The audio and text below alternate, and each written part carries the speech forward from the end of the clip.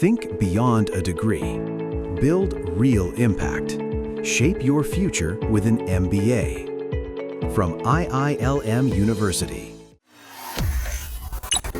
अमेरिकी राष्ट्रपति Donald Trump ने एक ऐसा नक्शा जारी कर दिया है जिसके बाद से कनाडा में हड़कंप मच गया है। आपको बता दें कि ट्रंप की दादागिरी एक बार फिर से देखने को मिली है। ट्रंप ने ग्रीनलैंड और वेनेजुएला के साथ साथ कनाडा को अमेरिका का हिस्सा बता दिया है और बाकायदा नक्शा भी जारी कर दिया।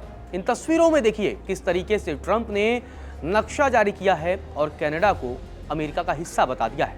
ट्रंप के नक्शे के बाद कनाडा भी डर गया है और कनाडा के प्रधानमंत्री की तरफ से बयान सामने आया है। इससे पहले आपको बता दें कि ट्रंप वेनेजुएला पर हमला कर चुके हैं और ग्रीनलैंड पर दावे भी कर चुके हैं और अब उन्होंने नक्शा जारी किया है और कनाडा को अमेरिका का हिस्सा बताया है। ट्रंप ने अपने सोशल मीडिया ट्रुथ पर एक नक्शा जारी किया है जिसमें कनाडा, वेनेजुएला और ग्रीनलैंड को अमेरिकी झंडे में रंगा हुआ दिखाया गया है। ट्रंप की दादागिरी के बीच कनाडा के प्रधानमंत्री मार्क कार्नी की तरफ से बयान सामने आया। उन्होंने कहा कि आज के दौर में कुछ देश आर्थिक सहयोग को एक हथियार के तौर पर इस्तेमाल कर रहे हैं। इसके अलावा टैरिफ का फायदा उठाने का भी हथियार बना दिया गया है।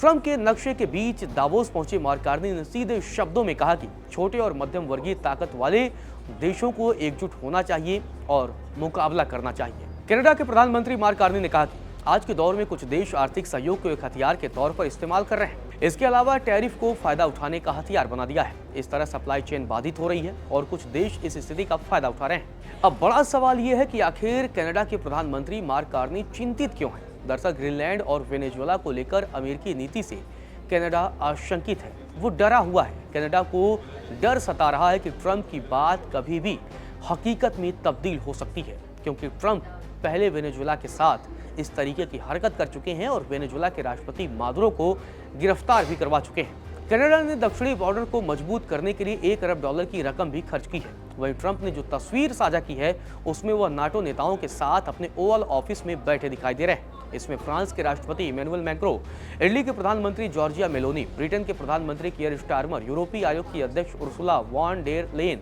और अन्य तमाम नेता भी शामिल हैं।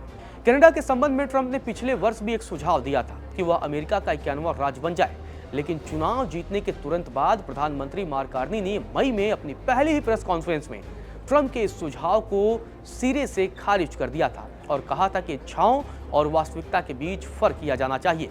तब कनाडा के प्रधानमंत्री ने साफ किया था कि कनाडा कभी भी अमेरिका का हिस्सा नहीं बनेगा।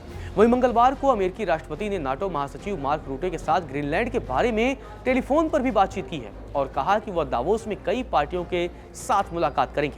ट्रंप ग्रीनलैंड पर अपने रुख को दोहराते हुए इसे अमेरिकी और दुनिया की सुरक्षा के लिए बहुत जरूरी बता रहे हैं। इससे पहले ट्रंप ने डेनमार्क और ब्रिटेन समेत दूसरे यूरोपीय देशों पर टैरिफ लगाने की धमकी दी थी, जब तक कि वे ग्रीनलैंड को अमेरिका के लिए बेचने पर सहमत नहीं हो जाते।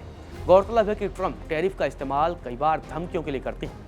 वहीं ट्रंप की धमकी के बीच कनाडा भी डरा हुआ है। यही वजह है कि कनाडा चीन, रूस और भारत जैसे देशों से एकजुटता की अपील कर रहा है। वहीं कनाडा ने ग्रीनलैंड और डेनमार्क का भी समर्थन किया है। अब देखना दिलचस्प होगा जिस तरीके से कनाडा के प्रधानमंत्री अब डरे हुए हैं, आशंकित हैं। आने वाले समय में ट्रंप कनाडा को लेकर क्या फैसला करते हैं।